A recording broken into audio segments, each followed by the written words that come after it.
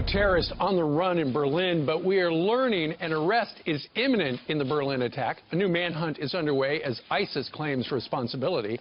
And reports this morning the suspect is a Tunisian man in his early 20s. Meanwhile, Donald Trump wasting no time calling the horrific acts in Berlin an act of terror, saying these terrorists and their regional and worldwide networks must be eradicated from the face of the earth, a mission we will carry out with all freedom-loving partners.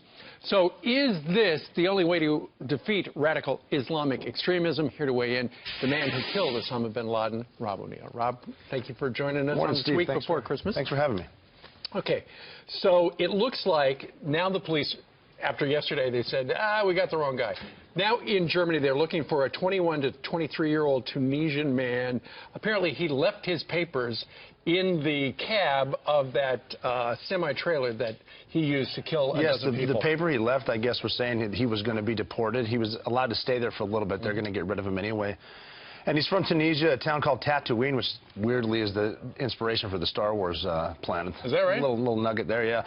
And the other guy that ran through the truck in Nice in this summer, he was also from Tunisia. So again, you know, I'm a big believer. You see some of these hot spots like that. People are coming from certain places. These are the types of people that you should be vetting. I'm not sure the deal with the Pakistani guy, but he's running from the scene, too. I'm hoping he's not part of a cell, which could be a bigger part of the cell, and maybe there's more attacks, so this is the time to do it. They're targeting Christians. It's Christmas. I think the reason the Pakistani guy was on people's radar was because he had run a red light. Something perhaps unrelated. Yeah. They're trying to put all the pieces together. Nonetheless, Angela Merkel is taking heat. Sure she is. She's running for re-election in the next year.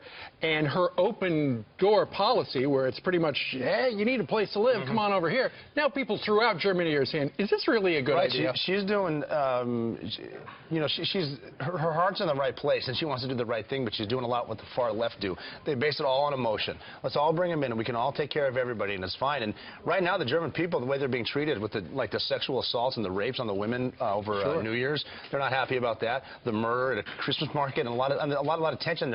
They're saying right now that the Germans are feeling a sense of almost like they were in the 1930s, that nationalism. Like they're ready to almost take their country back from the migrants there. And we've seen it before. I've deployed to Germany even before 9/11, and there was a lot of migrants coming in. It was noticeable places that you didn't want to go. Rob, you spent your entire adult life hunting down terrorists. Obviously, this administration has done what they're going to do. They're in the legacy phase. Nothing, you know, they're not going to change anything at the 11th hour. What does Donald Trump need to know about fighting terror? Well, this is a big one, too. And what Donald Trump needs to know is that the Middle East, they need something to fill the void. They always need something there, whether it's us or the Russians or ISIS.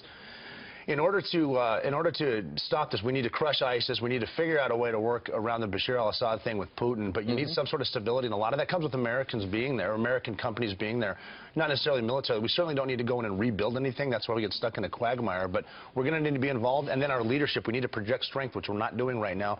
We need to get our allies back on track, because alliance solidarity is one of our keys to success. So we need to get over there and prove to these allies, especially our Sunni Arab allies, that you can trust us and we will be here for you. Hopefully that's what happens. Wasn't it that State Department spokesperson Marie Harf, who about a year or two ago said the key to making sure people don't turn into terrorists is make sure they have jobs? Make sure they have jobs. Give them shovels, because they're all obviously distraught about climate change. It has nothing to do with the fact that they're radical fanatics. It's because it's warm and they don't have enough shovels. I got a feeling that this new administration is going to do things a little different. I think so. All right. Rob O'Neill, thank you very much. Merry Christmas. Merry Christmas.